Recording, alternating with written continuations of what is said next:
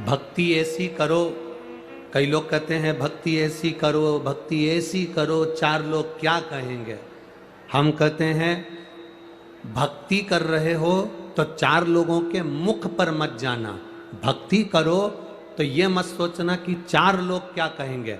मंदिर जाऊंगी, चार लोग क्या कहेंगे। अगर बेलपत्री चढ़ाऊंगी, चार लोग क्या कहेंगे। दुर्वा चढ़ाने जाऊंगी, चार लोग क्या कहेंगे।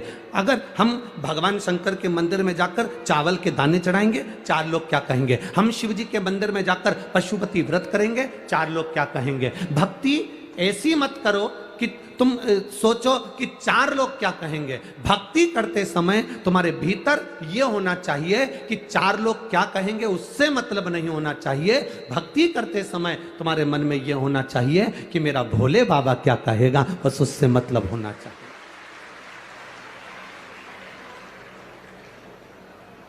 पशुपति व्रत करने से पहले तुम्हारे मन में एक भाव उत्पन्न हो जाता है, मैं करूंगी और मंदिर जाऊंगी और लोग क्या कहेंगे कि इतनी बड़ी वहां उसकी पत्नी होने के बाद, उसका पति इतना बड़ा ऑफिसर होने के बाद पशुपति व्रत कर रही है, चार लोग क्या कहेंगे। अरे ये तो दुनिया के लोगों का काम है कहना।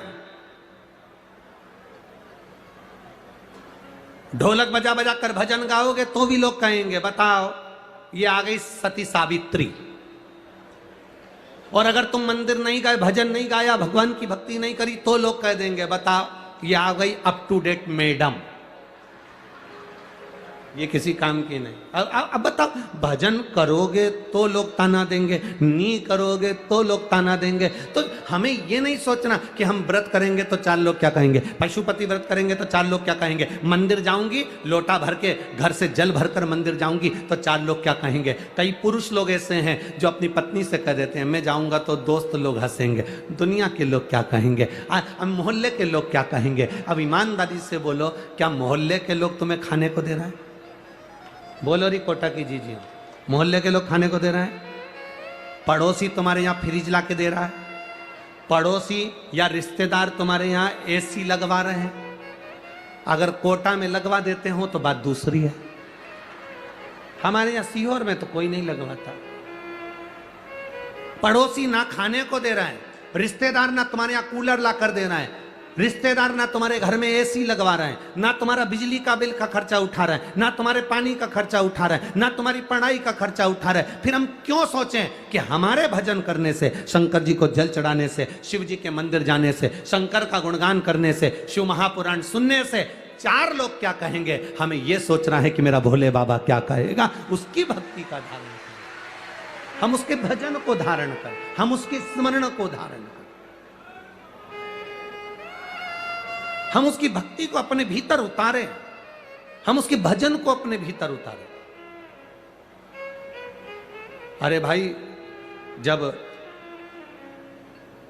तारकासुर की माता ने, कल की कथा में था वारंगी, तारकासुर की माता वारंगी ने जब वारंगी ने अपने बेटे से कहा कि ऋषिवर बोले हैं, गुरुवर बोले हैं कि ब्राह्मण को भोजन कराना है, पिता के निमित्तात्र कराना है, बजरंगासुर के अनुसार उसकी मुक्ति के लिए, उसकी गति के लिए हमें ब्राह्मण का भोजन कराना है। तो तारकासुर कहते हैं मां कौन ब्राह्मण हमारे यहां भोजन करने के लिए आए?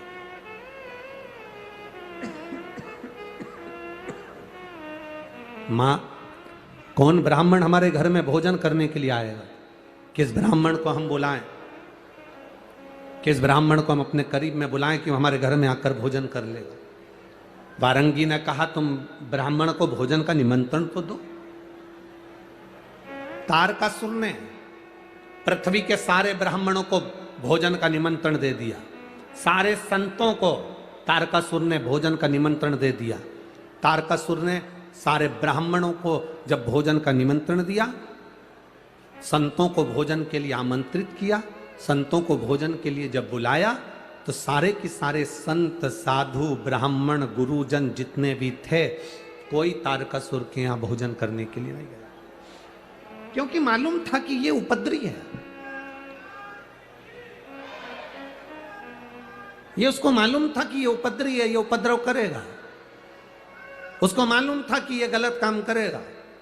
और अगर हम भोजन करने चलेगा और भोजन में इसने कहीं मांस मिला दिया तो, भोजन में अगर गलत पदार्थ मिला दिया तो, इसलिए एक भी संत, एक भी साधु, एक भी गुरुजन, एक भी ब्राह्मण जन तारकासुर के यहां भोजन करने नहीं गया। तब तारकासुर को क्रोध आ गया और तारकासुर ने आक्रमण कर दिया बैकुंठ पर, तारकासुर ने आक्रमण कर दिया इंद्रलोक पर, तारकासुर ने आक्रमण कर दिया ब्रह्मलोक पर। सारे देवताओं को सबको तारकासुर ने इधर उधर कर दिया, सब पे अपना राज्य स्थापित कर दिया। भगवान नारायण से पूछा, बताओ मेरे पिता वज्रंगासुर को गति प्रदान करना है, ब्राह्मण भोजन करने नहीं आते, संत भोजन करने नहीं आते, गुरुजन भोजन करने नहीं आते, तो मैं भोजन कैसे कराऊं? भगवान विष्णु ने कहा ब्रह्मा जी से पूछो। ब्रह्मा जी से कहा तो ब्रह्मदेव कहते हैं कि इंद्र से पूछो। इंद्र कहते हैं भगवान देवादिदेव महादेव से पूछो। शंकर भगवान के पास जब तारकासुर पहुंचा, तारकासुर नेत्र बंद करे हुए भगवान देवादिदेव महादेव के विग्रह को देख रहा था, केवल शिव तत्व को केवल निहार रहा था, शंकर को केवल देखने का प्रयास कर रहा था, शिव को पहचानने का प्रयास कर रहा था तारकासुर। और भगवान शंकर को जब पहचानने का प्रयास तारकासुर कर रहा था, नेत्र बंद थे मेरे देवादिदेव महादेव के, पार्वती उनके नजदीक में विराजी थी। माता पार्वती जी ने तारकासुर को देखा और तारकासुर से माता पार्वती जी ने पूछा, तारके, ए तारके, कैसे आना हुआ? तारकासुर कहते हैं, माता जी मेरे पिता को गति प्रदान करना है, मेरे पिता को मोक्ष प्रदान करना है। ब्राह्मण भोजन के लिए नहीं आते, संत साधु भोजन करने नहीं आते, गुरुजन कोई भोजन करने नहीं आते। मां, इसलिए मैं महादेव से पूछने के लिए आया हूं कि मैं किसको भोजन करा, मैं किसको भोजन दूं?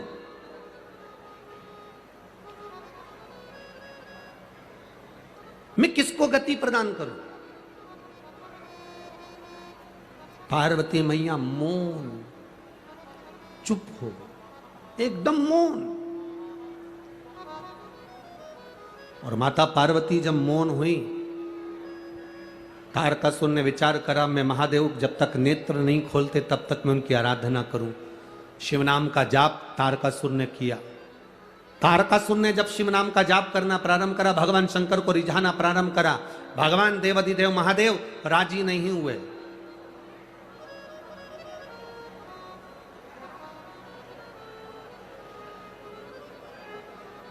श्राद्ध पक्ष में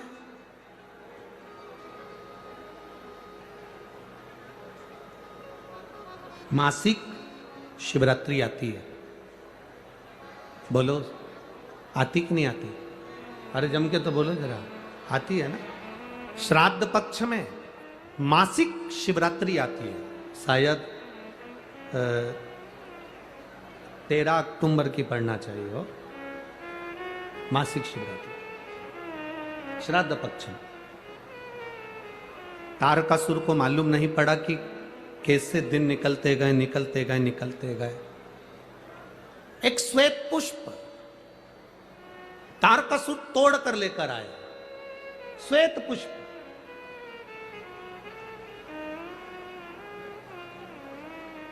तारकासुर को नहीं मालूम था कि श्राद्ध पक्ष में शिवरात्रि आती है और शिवरात्रि के दिन आज तारकासुर श्वेत पुष्प देवादिदेव महादेव को समर्पित कर रहा है। ये तारकासुर को ज्ञात नहीं, तारकासुर को मालूम नहीं।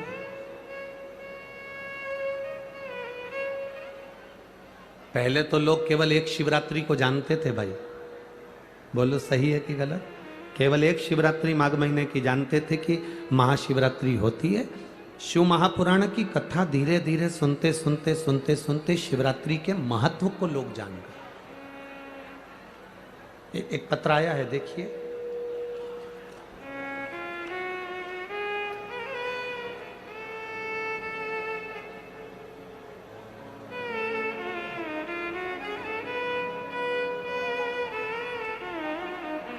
शिल्पा सिंह, कुन्हाड़ी, कोटा, राजस्थान से हैं। आप ही हैं? दोनों हाथ हिला दो बाबू। श्री शिवाय नमस्तुभ्यम। मेरा नाम शिल्पा है गुरुदेव। मैं शिव महापुराण की कथा दिसंबर 2022 से सुन रही हूं गुरुदेव।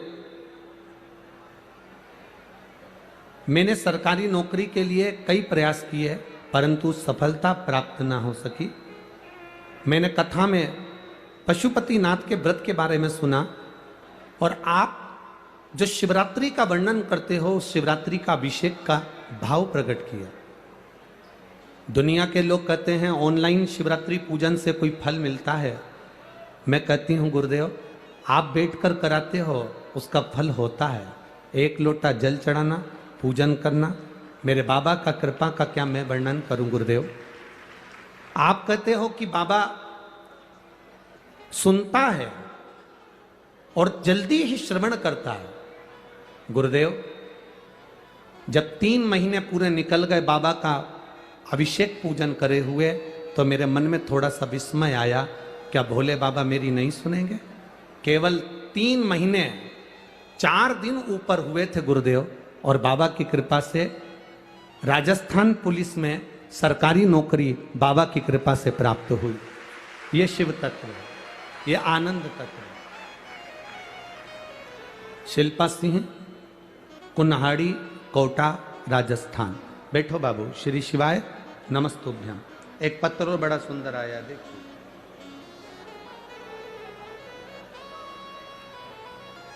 मेरा नाम संजू कंवर है, मैं छावनी कोटा की रहने वाली हूं। कहीं बैठी हैं संजू जी कंवर? मेरा नाम संजू कंवर है, मैं छावनी। कहीं बैठी हो तो हाथ हिला सकती हैं। दिख गई क्या? कहाँ बैठी हैं? हाथ हिलाओ एक बार। हाँ ठीक है, दिख गए, दिख गए, ठीक है। एक बार वापिस हिला दो हाथ, एक बार वापिस हाथ हिलाओ। हाँ जी, मेरा नाम संजू कंवर है, मैं छावनी कोटा की रहने वाली हूँ।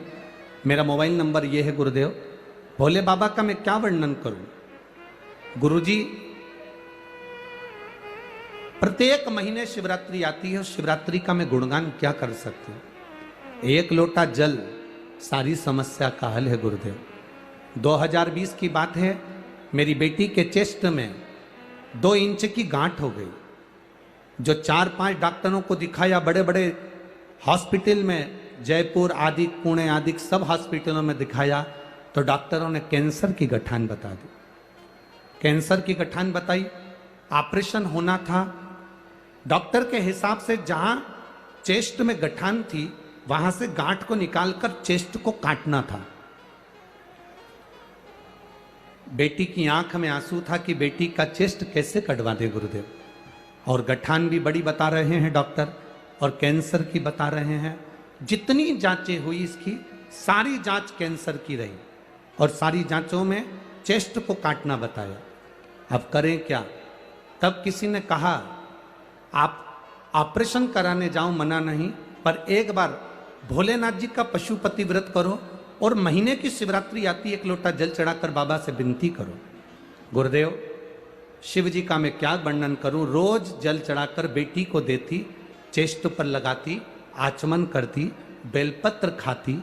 दूसरी बार डॉक्टर को दिखाने के लिए हम वापिस गए तो जिन डॉक्टरों ने इसको कैंसर बताया था वही डॉक्टर बोलते हैं इसका चेस्ट नहीं काटना पड़ेगा, केवल गठान निकलेगी और गांठ में कैंसर नहीं है। यह बाबा ने वर्णन कर दिया। गुरुदेव, गठान निकल गई, चेस्ट नहीं कटा, पर थोड़े के दिन बाद बेटी को फिर वहीं पर गांठ हो गई।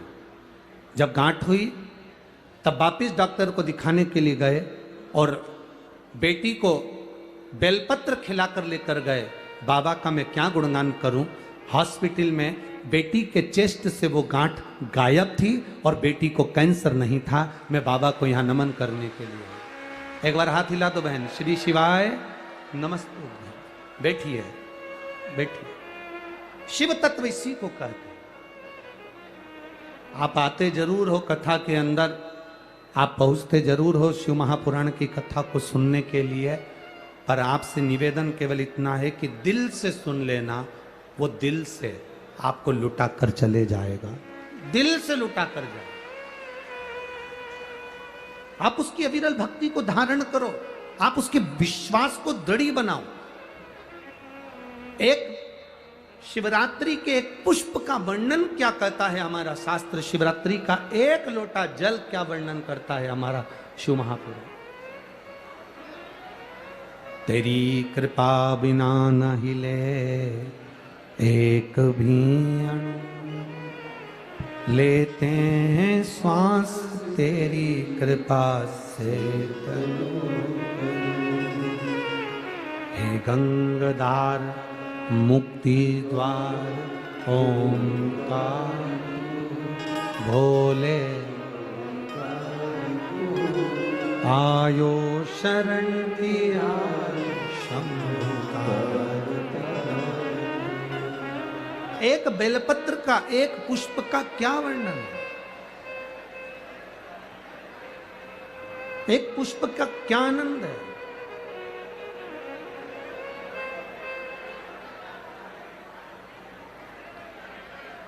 एक पुष्प का क्या रस तत्व है, शिव महापुराण की कथा वर्णन करती है।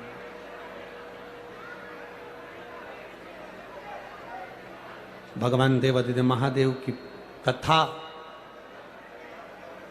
तारकासुर को नहीं मालूम कि शिवरात्रि है श्राद्ध पक्ष की।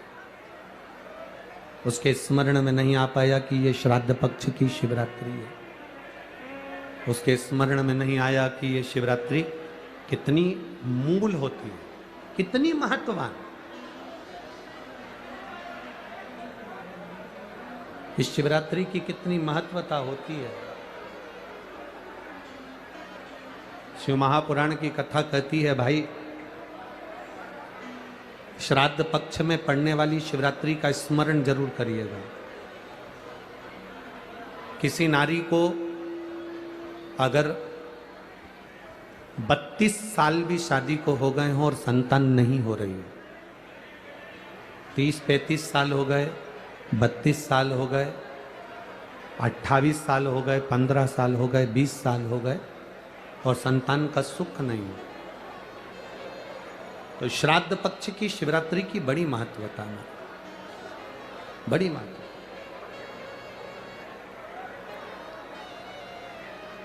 तो शिवरात्रि का बड़ा महत्व है।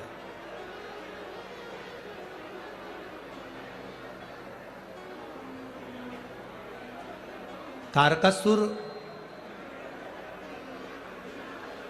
जान नहीं पाए कि आज श्राद्ध पक्ष की शिवरात्रि है।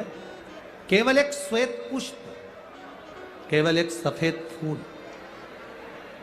तारकासुर ने लेकर आए और बाबा देवादिदेव महादेव का जो स्वरूप था, भगवान शंकर का जो स्वरूप था, उस स्वरूप पर देवादिदेव महादेव ने शिव जी के चरणों में एक पुष्प समर्पित कर दिया। एक सफेद पुष्प, एक श्वेत पुष्प देवादिदेव महादेव को समर्पित कर, भगवान शंकर को समर्पित किया।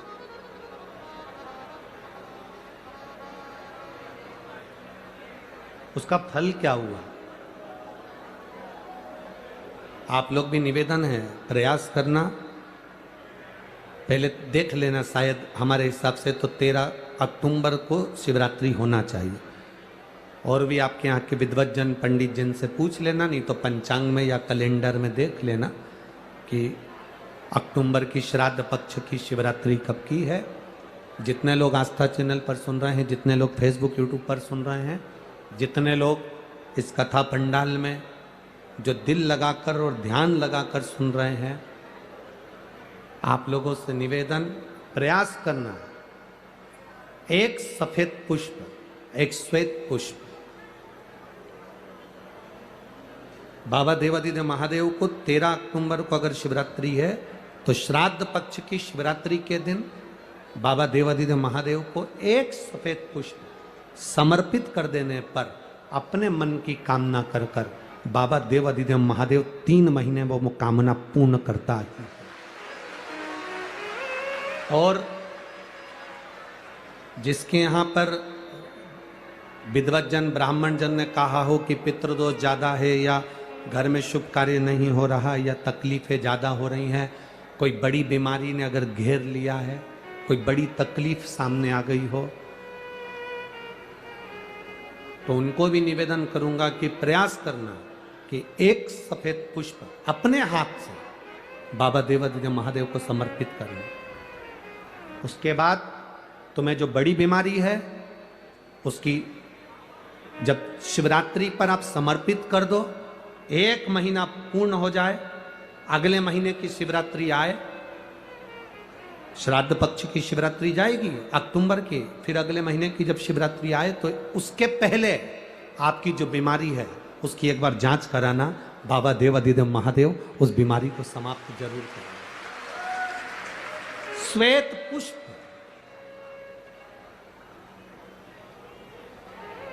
भगवान शंकर का जो श्राद्ध पक्ष का जो शिवरात्रि है उस पर जो श्वेत पुष्प की परिभाषा, उसको हमें जानना है, उस परिभाषा।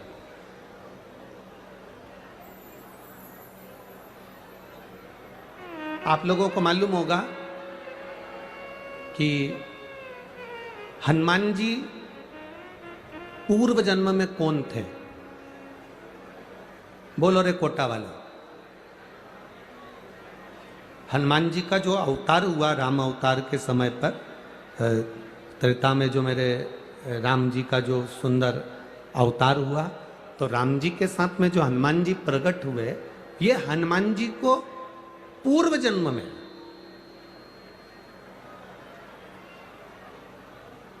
पूर्व समय में जो हनुमान जी को ये बानर का रूप मिला है राम अवतार के समय पर, हनुमान जी का जो स्वरूप प्राप्त हुआ, ये हनुमान जी पूर्व समय में किस रूप के अंतर्गत हनुमान जी को ये रूप दिया गया? ये किसका अवतार है? ये किसका स्वरूप है? ये किसका अंश अवतार है?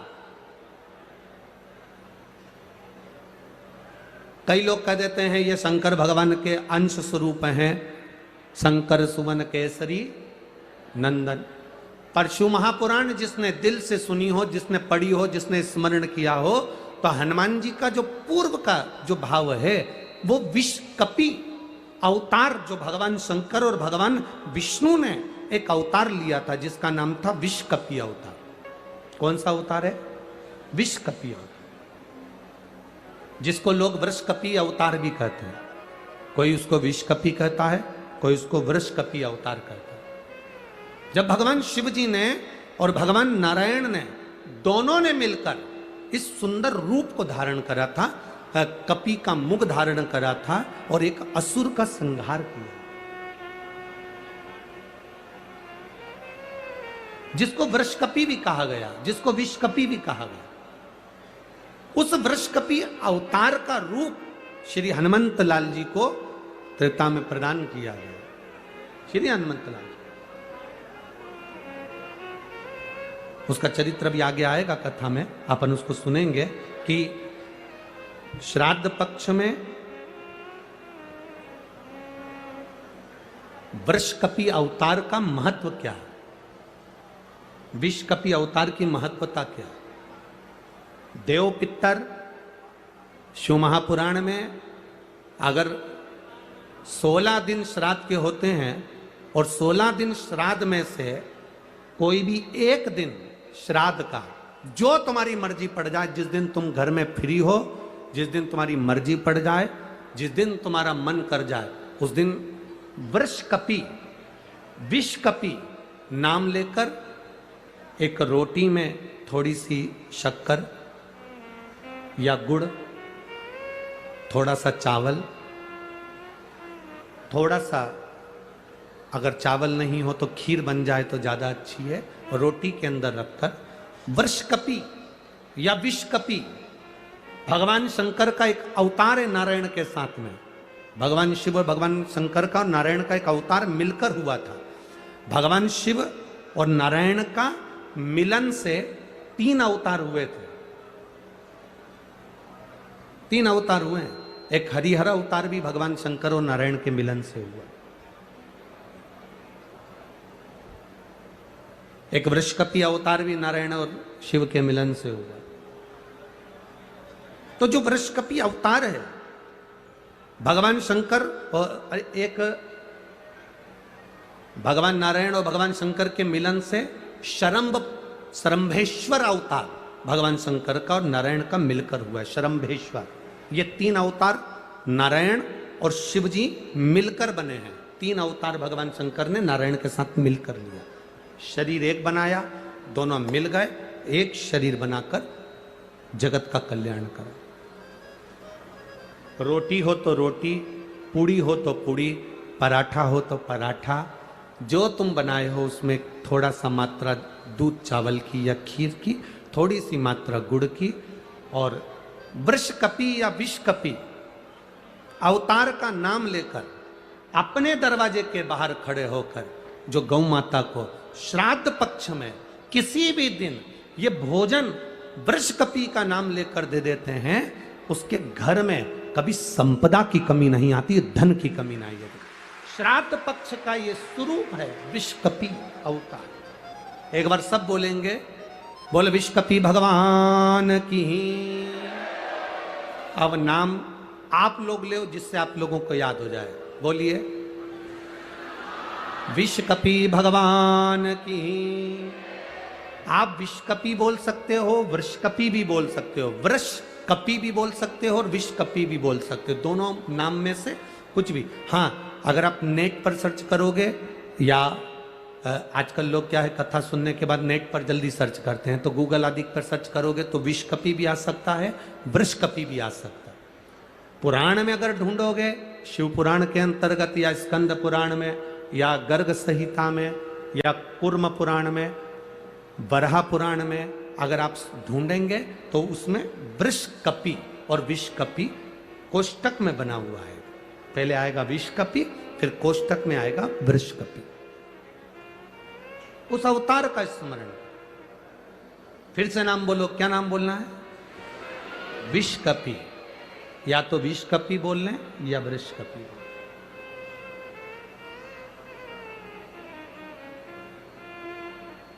देव पितर कथा का ये सबसे सुंदर संवाद है विषकपि अवतार का।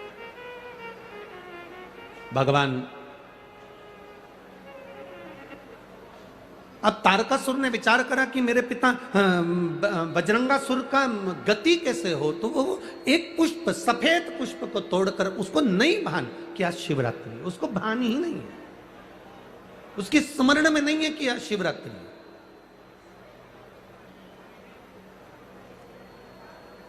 फूल तोड़ा, देवादिदेव महादेव के चरणों में समर्पित करा, शिव जी के नेत्र खुल गए। शंकर भगवान ने नेत्र खोलते से ही तारकासुर से पूछा, तुझे क्या चाहिए? तारकासुर कहता है, मेरे पिता बजरंगासुर की गति नहीं हुई है, वो भटक रहा है। मेरी माता जब सोती है, उनके स्वप्न में मेरे पिता आते हैं। मेरी माता वन में घूमती है, मेरे पिता उसके पीछे चलते हुए दिखते हैं।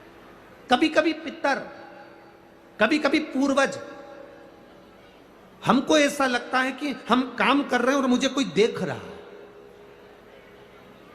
कभी कभी ऐसा लगता है कि मैं चल रही हूं, मेरे पीछे कोई चल रहा है।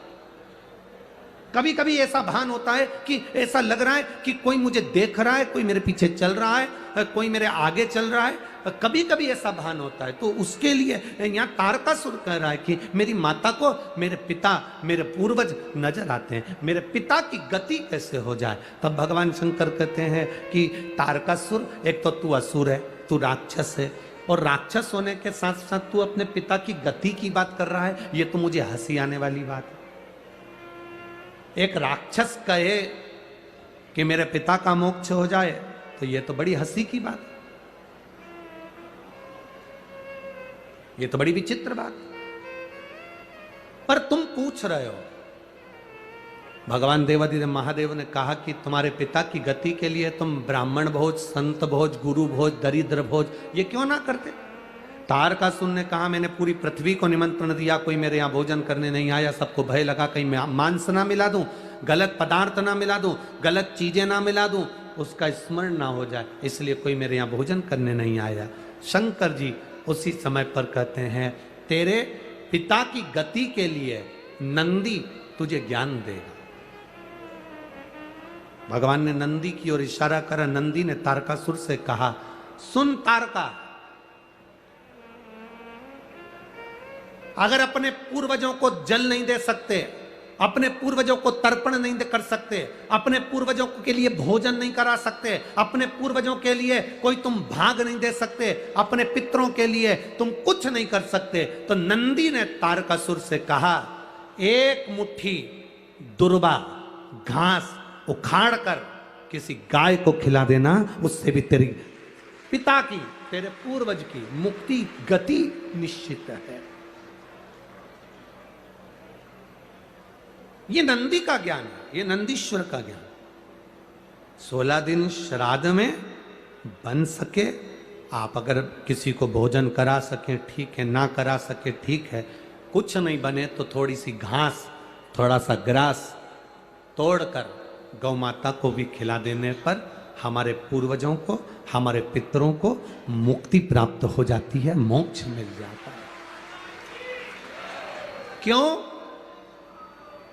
गौ माता के शरीर में देवताओं का निवास है, उसको जानने वाला जान सकता है, बाकी के तो लोग आज के जमाने में हम क्या कहें, केवल दुनिया के लोग एक बात कहते हैं, गौ माता की जय हो, गौ माता की रक्षा हो, रक्षा हो, रक्षा हो। हर मंच पर, हर जगह पर राजनेता, सत्ताधारी सब चिल्ला चिल्ला कर कहते हैं, हमने गाय के लिए यह करा, हमने गाय के लिए वो करा। अगर तुमने गाय के लिए कुछ करा होता तो रोडों पर गाय आज भी कचरा खाती हुई नहीं दिखती।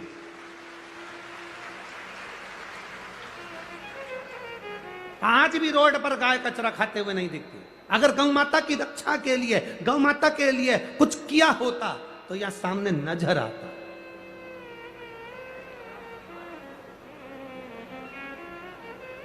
बहुत कुछ करती है सरकार, ऐसा नहीं कि गाय माता के लिए नहीं करती, करती है, पर ऊपर से पैसा चलते चलते चलते चलते नीचे तक आता है, नीचे भी और नीचे आता है और नीचे आता है। जो धन गौ माता में लगने वाला होता है वो दुनिया के लोग पहले हजम कर जाते हैं और गौ माता फिर भूख से बिलबिलाती रहती है।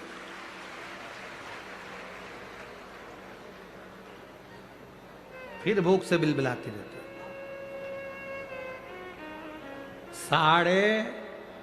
12.5 लाख कत्ल खाने ब्रेसिंग मशीन के हो गए हैं, जो भारत की भूमि पर कलंक की तरह है। 12.5 लाख कत्ल खाने ब्रेसिंग मशीन के हो गए। ब्रेसिंग मशीन के कत्ल खाने कैसे? गाय को मशीन में पहले 15 दिन तक गाय को भूखा रखा जाता है, कारण गाय के सफेद मांस को लाल बनाना है, क्योंकि लाल मांस की कीमत विदेशों में ज्यादा मिलती है, इसलिए ब्रेसिंग मशीनें बनाई गई। गाय को 15 दिन भूखा रखना, भूखा रखने के बाद गाय के पांव को मशीन में जकड़कर उल्टा लटकाना, फिर पानी का प्रेशर गाय के मुख पर मारना और गाय के मुख पर प्रेशर देकर गाय की श्वास को, रक्त को उसके मांस में मिला देना। जब 8 दिन तक गाय के मुंह पर प्रेशर मारा जाता है, तब गाय की श्वास और रक्त उसके मांस में मिल जाता है, तब गाय को फिर उल्टा लटकाकर काट दिया जाता है और उसके मांस को डब्बों में भरकर बेच दिया जाता है, जिससे मांस लाल हो जाए। गाय ब्रेसिंग मशीन में काट काट कर लोग उसको लाल मांस बनाकर बेच रहे हैं और दुनिया के लोग कहते हैं गौ माता की जय हो, धर्म की जय हो। एक गाय भी अगर तुम्हारे शहर की, तुम्हारे क्षेत्र की, तुम्हारी कॉलोनी की, तुम्हारी सोसाइटी की, तुम्हारे मोहल्ले की, तुम्हारे गांव की, तुम्हारे प्रदेश की, तुम्हारे नगर की, तुम्हारे देश की एक गाय भी अगर कटती है तो इस राष्ट्र को भुगतना पड़ता है। ये उपद्रव कहीं केदारनाथ जी में त्रासदी मच रही, कहीं भूकंप आ रहा, कहीं बाढ़ आ रही, कहीं बीमारी आ रही, कहीं कोरोना आ रहा। कहां से आ रहा? क्योंकि तुम गौ माता की रक्षा नहीं कर पा रहे। इतने बड़े बड़े मंच मिलते हैं, लोग चिल्ला चिल्ला कर कहते हैं, होता जाता कुछ नहीं है, होता जाता कुछ नहीं है। थोड़े दिन तक चिल्लाते हैं, ठंडे पड़ जाते हैं, सब अपने अपने घर जाके सो जाते हैं और लोग चिल्लाते रहते हैं गौ माता की जय हो, धर्म की, अधर्म का प्राणियों में विश्व का कब होगा। लोग चिल्लाते रहे कल्याण हो, कल्याण हो, विश्व का कल्याण हो, ये सब कहते हैं, पर सबसे पहले अपना कल्याण सोचते हैं। विश्व का कल्याण बाद, पहले अपना कल्याण। कहां गति। गौ माता को अगर एक मुट्ठी चारा भी, घास भी अगर खिला दी तो पूर्वजों का कल्याण है, पितरों का उद्धार है। ये नंदी ने तारकासुर को कहा। तारकासुर सुनकर आनंदित हो गए। आनंद रस तत्व आ गया तारकासुर के भीतर। तारकासुर ने सुना, गया घास लेकर गौ माता को दिया। गाय की आंख से आंसू बह रहे थे तो तारकासुर ने पूछ लिया, गौ माता मैंने तुम्हारे को घास खिलाया और तुम रो रही हो। गौ माता मैंने तुमको घास खिलाया और तुम रो रही हो।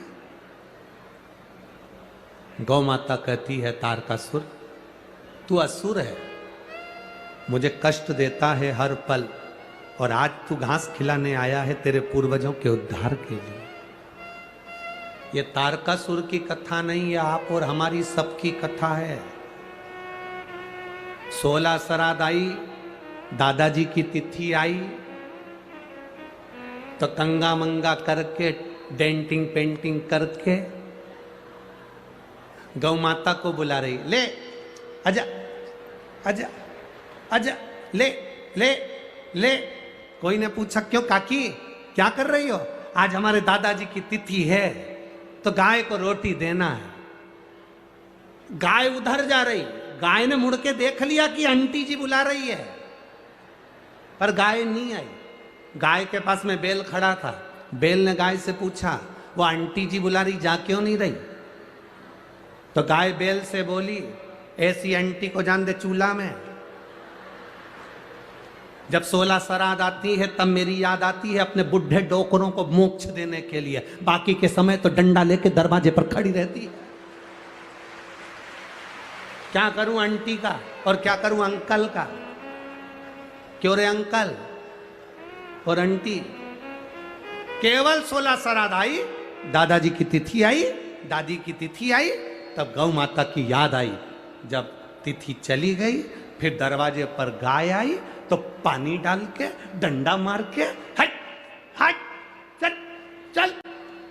गौ माता ने भी सोच लिया, तेरे यहां तो नहीं आऊंगी श्राद्ध में, चाहे कुछ भी हो जाए,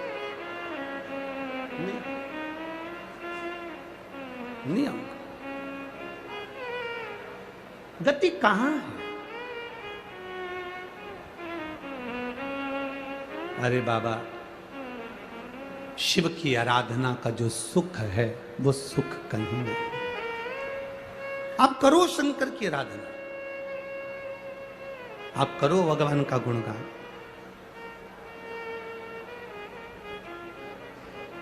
भोलेनाथ दया करना, मैं तेरे भरोसे, मैं तेरे भरोसे हूँ, मैं तेरे भरोसे हूँ। मेरे बाबा दया करना, मैं तेरे भरोसे। लोगों ने सावन के महीने में 1 लोटा जल चढ़ाया होगा, उसका पुण्य प्रबल हुआ होगा, तो संदीप शर्मा जी ने ये कथा विधायक जी ने यहां करवाई। 1 मिनट की भी कथा अगर हाथ से जाएगी तो ना जाने कितना बड़ा खजाना आपके हाथ से जा रहा है, आप समझ नहीं पाते। सुनो, धारण करो। जब दिल से बोला जाए कि बाबा मेरे दुख काटो, आप भी हमारे साथ में बोला करो तो बाबा काटेगा। ये कथा तो 5 तारीख को विराम हो जाएगी, 7 तारीख को छत्तीसगढ़ में प्रारंभ हो जाएगी 7 दिन की शिवधाम कोडिया, जिला दुर्ग, छत्तीसगढ़ में, जिसका समय 2 बजे से 5 बजे तक 2 दिन रहेगा, फिर 1 बजे से 4 बजे तक रहेगा। यहाँ देवपित्र शिव महापुराण की कथा मिली है। माननीय विधायक महोदय संदीप जी शर्मा जी तो बड़े सरल सहज हैं, जिन पर हम तो कहेंगे कहीं उनके पूर्वजों और पितरों की बड़ी कृपा हुई होगी, जो 16 श्राद्ध में ये कथा यहाँ हो रही है। सरल सहज शिव तत्वधारी। आप करो भगवान की अविरल भक्ति का गुणगान, क्या मिलेगा वो जान सकता है, वो क्या देगा आपको वो जान। मंथन किया, शिव को जानने के लिए, नारायण चरण ढूंढने के लिए नीचे की ओर गए और ब्रह्मा जी ऊपर की ओर गए। ब्रह्मा जी को सिर नहीं मिला, नारायण को चरण नहीं मिला। भगवान शंकर की कभी परीक्षा मत लो, शिव जी की प्रतीक्षा करो। एक पत्र में, केले के पत्ते पर पत्र आया है, उसमें उन्होंने लिखा इस पत्र में,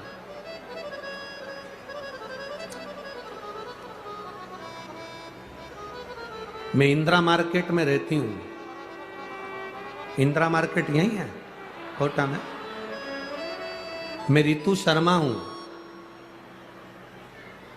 रितु शर्मा है, बिल्लू शर्मा है। मैं टीवी पर कथा सुनती हूं, कहीं बैठी हो तो हाथ हिला सकती हूं। मैं बाबा से रोज कहती थी, गुरुजी, वो सियोर वाला महाराज कहता है जो मांगो वो मिलता है, मुझे 3 मंजिल का मकान दो। गुरुदेव, मेरे घर के लोग कहते थे ऐसा होता है क्या, फालतू की बात है, ऐसे तो ना जाने कितने महाराज आते हैं टीवी पर बोलते रहते हैं, क्या होता है। परंतु गुरुदेव, बाबा को जल चढ़ाने का फल क्या होता है, कोई मुझसे पूछे, बाबा ने मुझे दे दिया, ये बाबा की कृपा। शिव तत्व इसी को कहते हैं। ओ घड़ी है शंभु शंकर त्रिकालदर्शी कैलाशी। आप जिस विश्वास के साथ, आप जिस भरोसे के साथ उसका भजन करते हो, आप जिस भरोसे के साथ उसको भजते हो, वो खाली कैसे छोड़ो। मेरी जीजियों और मेरे जीजाओं, ग्राउंड में भले जगह नहीं हो, पर मेरे भोलेनाथ के दिल में तुम्हारे लिए बहुत जगह है, बहुत जगह।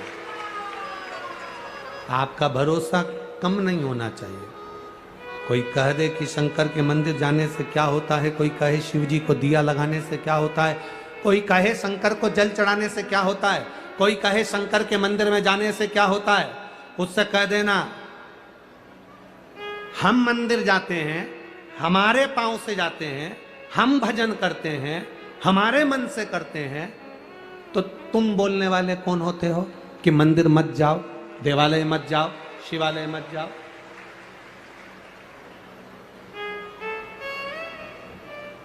जो तुमसे कहते हैं कि मंदिर नहीं जाना चाहिए, जल नहीं चढ़ाना चाहिए, क्या करोगे मंदिर जाकर, क्या होता है श्राद्ध पक्ष में ब्राह्मण को भोजन कराने से, क्या होता है श्राद्ध पक्ष में गौ माता को रोटी देने से, जो तुमको ज्ञान देते हैं, एक दिन तुम्हें सनातन धर्म से हटाकर दूसरे धर्म में भेजने की तैयारी करते हैं, दूसरे धर्म में भेजने की तैयारी करते हैं।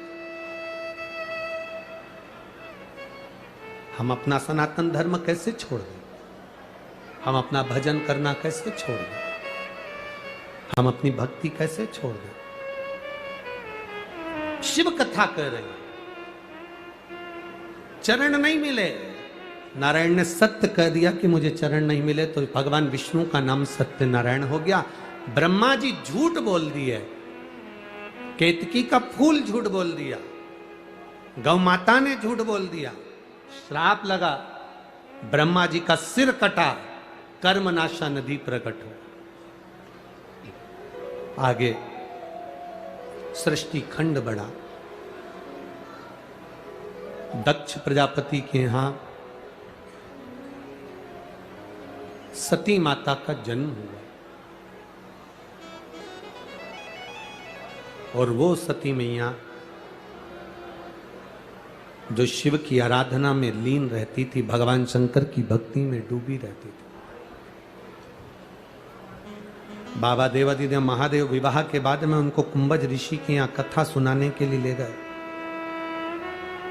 अगस्त बाबा के यहाँ कथा सुनने के लिए गई, अगस्त ऋषि के यहाँ कथा सुनने के लिए गई और बाबा देवादिदेव महादेव के यहाँ कथा जब श्रवण करने के लिए गई, शिव कथा कहती है, शिव महापुराण के सामने पंडाल में बैठकर, कथा में बैठकर, भले टीवी के सामने कथा सुन रहे हो, चाहे मोबाइल पर सुन रहे हो, चाहे पंडाल में बैठकर कथा सुन रहे हो, भगवान की कथा को सुनते हुए हमारे मन में जो भाव आता है भगवान वो पूरा करता है। सती मैया के मन में भाव आया कि मेरे पति शादी होने के बाद दुनिया के पति घुमाने के लिए लेकर जाते हैं, पर मेरे पति शादी होने के बाद मुझे कथा सुनाने के लिए लेकर आए हैं, इससे तो ये शरीर जलकर भस्म हो जाए तो अच्छा।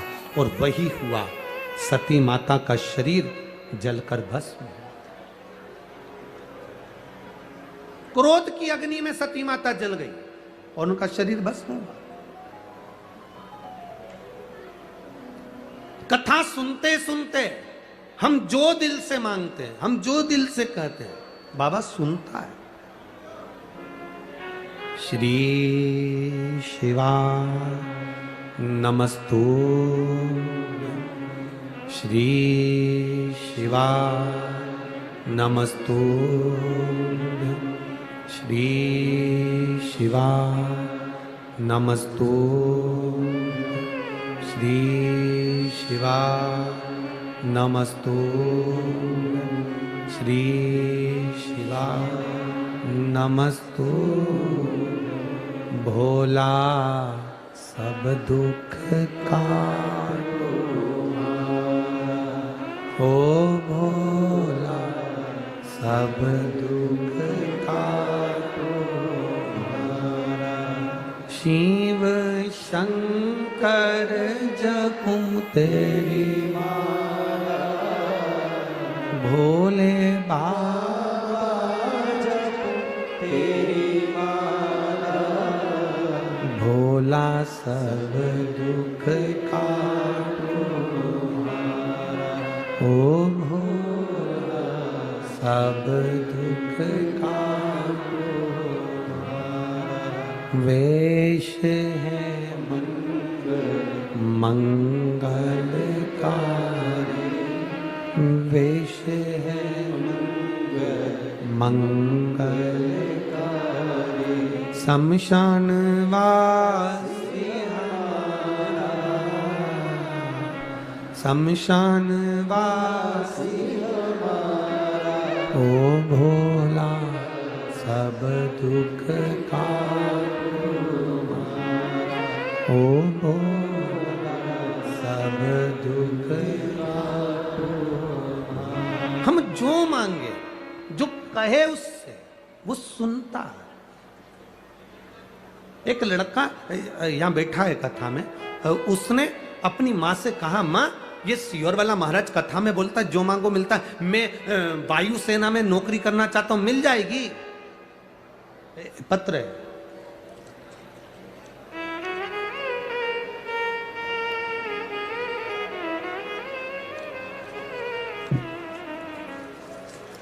मैं वायुसेना में नौकरी करना चाहता हूं, मिलेगी क्या? मिल सकती है क्या?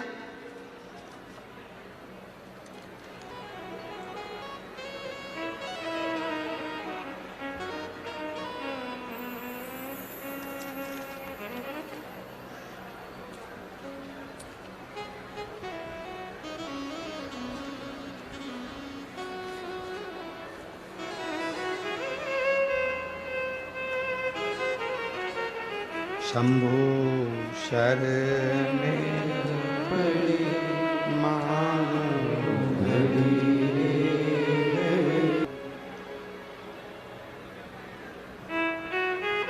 नीलेश राठौर सुसनेर से हैं। नीलेश राठौर, मेरा भाई का नाम नीलेश राठौर है गुरुजी। मेरा भाई एयरफोर्स की नौकरी के लिए कई बार विचार करा। तब मैंने उससे कहा कि शिव जी पर भरोसा रख, वो देता है। क्या वायुसेना की नौकरी भी देगा? भरोसा पक्का है तो दुनिया में सब कुछ मिल सकता। मेरे भाई ने कहा, जीजी किस्मत पर बैठे रहेंगे ना, अपने दिमाग से काम लेना पड़ता है। अपने दिमाग से काम लेना पड़ेगा। किस्मत पे बैठे रहेंगे तो कुछ नहीं मिलने वाला। गुरुदेव, आपने कथा में कहा था दिमाग तो बीरबल के पास भी था, तो क्या वो बादशाह बन गया था? किस्मत होना चाहिए तब बादशाह की कुर्सी प्राप्त होती है। बहुत है। मैंने अपने भाई से कहा तू जा तो सही, शिव जी के मंदिर तो जा, शंकर बाबा के मंदिर। मेरा भाई जाने लगा।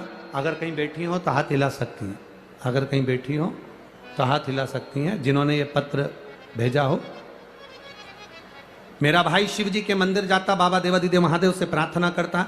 उसका वायुसेना में कभी नहीं हुआ, पर अब की बार उसने जो एग्जाम के लिए डाला था, वायुसेना से लेटर आ गया और उसकी परीक्षा हुई। पर बाबा का क्या वर्णन करूं, एग्जाम में वो पास भी हो गया। पास तो हो गया, पर जब मेडिकल प्रारंभ हुआ तो उसकी आंख पे चश्मा था। चश्मा था तो मेडिकल में उसको निकाल दिया। 20 दिन का टाइम उसको दिया गया। खूब रोया, दीदी बाबा भोलेनाथ ने मुझे पास तो कर दिया, परंतु मेरी नौकरी नहीं लग सकती क्योंकि मेरी आंख पर चश्मा है। 20 दिन का टाइम दिया है। मैंने मेरे भाई से कहा 20 दिन बहुत दिन होते हैं। वो सियोर वाला कहता है कि अगर दिल लगा लिया तो 15 मिनट में सुने। तू लगा, बाबा के चरणों में जा, आंख में जल लगा। शिव जी के चढ़ा हुआ जल जब आंख में लगाना प्रारंभ हुआ, 20 दिन बाद फिर मेडिकल कराया गया और मेडिकल कराया तो उस मेडिकल में मेरे भाई का सिलेक्शन हो गया और मेरा भाई एयरफोर्स में सर्विस करने लगा। ये शिव तत्व हो बड़ी, ये शंभू है, त्रिकालदर्शी, कैलाशी, अविनाशी। आप भरोसा कितना करोगे? आपका विश्वास क्या कहता है? आपकी दृढ़ता क्या कहती है? केवल कथा यहां से सुनी, यहां से निकाल दी, बची कुची थी, कपड़ा में से झटकार दी, होती रहती होगी। हमको तो ऐसा लगता है कि बहुत सारे कथाकार कोटा में आते होंगे और तुम लोग कथा सुनते होगे और वो सुनाते होंगे, टाइम निकाल देते होंगे, चले जाते होंगे और तुम ऐसे ही VIP में आते रहते होगे और ऐसी बड़बड़ करते रहते होगे और कथा चलती रहती होगी। पर हमने नहीं सीखा ये। अब की बार गलत व्यक्ति से पाला पड़ गया तुम्हारा।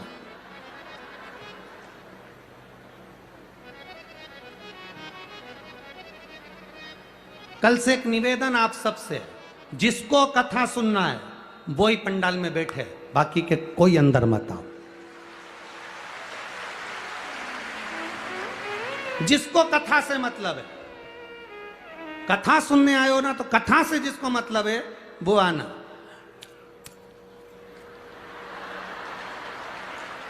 बिल्कुल मत। 4 घंटे तक पार्टी पड़ी। क्या करे कथा का?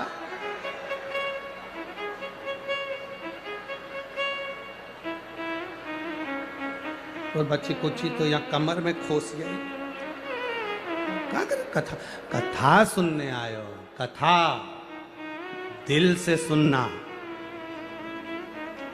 कथा कहते हैं, भरोसे से कहते हैं, और आपको भी कहकर जा रहे हैं, दिल से सुनना। 3 महीने में पत्र इसी व्यासपीठ पर रखा हुआ तुम्हारा मिले। दिल से सुनो।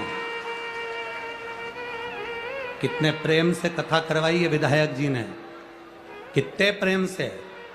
ये विधायक जी को कहीं शिव जी की बड़ी कृपा हुई होगी जिन्होंने इतने प्रेम से इस कथा को लेकर आए। आप जितने प्रेम से सुन सकते हो उतने प्रेम से सुनो, जितने प्रेम से और भाव से सुनो, देगा वो। सती मैया ने कथा में बैठकर सोच लिया था कि मेरा शरीर जलकर भस्म हो जाए, तो उनका शरीर जलकर भस्म हुआ। शिवजी ने कथा में बैठकर सोचा था कि मुझे राम का दर्शन हो जाए, राम का दर्शन हो गया। ये कल्प वृक्ष है शिव महापुराण की कथा, जो बैठकर मांगते हो कथा के पंडाल में, वो तुम्हारी झोली में प्राप्त होता ही है, ये पक्का।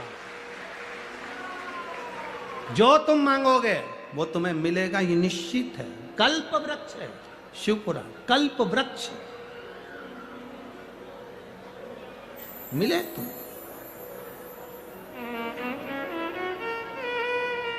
आया समय, सती मैया जलकर भस्म हो गई। सती माता हिमालय राज के यहां पर जन्म लेने की तैयारी कर। पितृलोक में जो पितृ निवास करते हैं उनकी 3 बेटी हैं, मैना, धन्या, कला। पितरों की 3 बेटी हैं, मैना, धन्या और कला। सनकाद ऋषि जा रहे थे, मैना, धन्या, कला अपने लहंगे से पहनकर जा रही थी। उनकी लहंगे की चोट सनकाद ऋषि की जंघा पर पड़ गई, जंघा पर। जब बेटा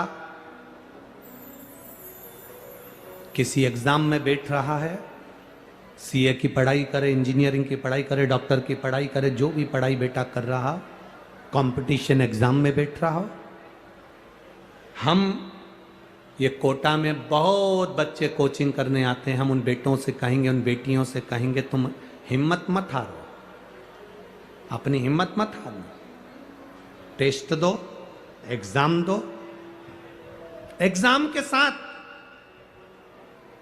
पढ़ाई के साथ देवाधिदेव महादेव पर भरोसा रखो, विश्वास पक्का रखो। दुनिया में ऐसा कोई काम नहीं जो तुम नहीं कर सकते, ऐसा कोई काम नहीं जो तुम नहीं कर सकते।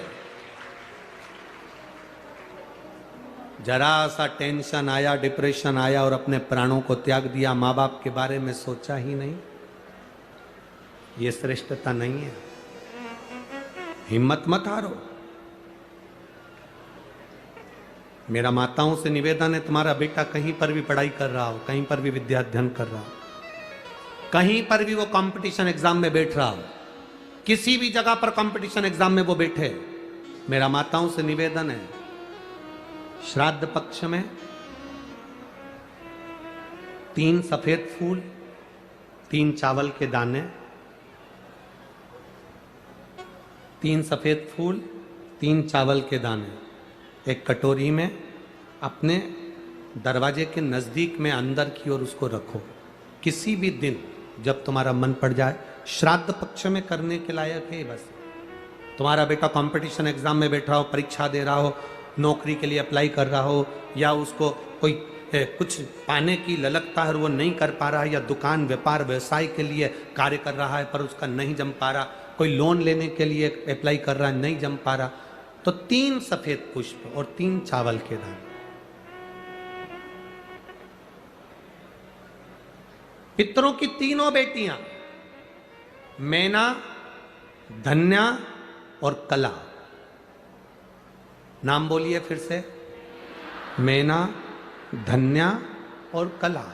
पितरों की 3 बेटियां, इन तीनों बेटियों का नाम लेकर दरवाजे के पास में कटोरी को रखकर, जो बेटा जो बेटी जो कंपटीशन एग्जाम में बैठ रहे हैं या कुछ ना कुछ करने की उनकी ललकता है, उस बेटा बेटी का नाम स्मरण गोत्र बोलकर उसी चावल और पुष्प को बाबा देवाधिदेव महादेव के मंदिर में भगवान श्री नंदीश्वर को स्पर्श कराकर शिव जी की अशोक सुंदरी वाली जगह, अशोक सुंदरी की जगह मालूम है ना सबको, अशोक सुंदरी का स्थान, अशोक सुंदरी वाली जगह पर उसको समर्पित कर दो।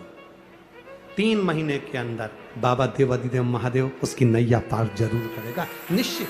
पर इसके साथ में उसकी मेहनत, उसकी लगन, उसका भरोसा, उसकी दृढ़ता, उसकी पढ़ाई पक्की होना चाहिए, उसका कर्म पक्का होना चाहिए, उसकी मेहनत पक्की होना चाहिए। कितने पुष्प, कितने चावल, नाम बोलिए, जम के बोलो जरा, इधर वाले भी और इधर वाले भी, सब बोलो। मैना, धन्या और कला, ये 3 बेटी, पितरों की 3 लड़कियां हैं जो पितृलोक में निवास करती हैं। इनके नाम स्मरण कर कर समर्पित करना पड़ा। समय आया, तीनों देवियों को श्रापिता लगी तो वो भूमि पर आई और उनकी गोद में, मैना की गोद में माता पार्वती जी का जन्म हुआ।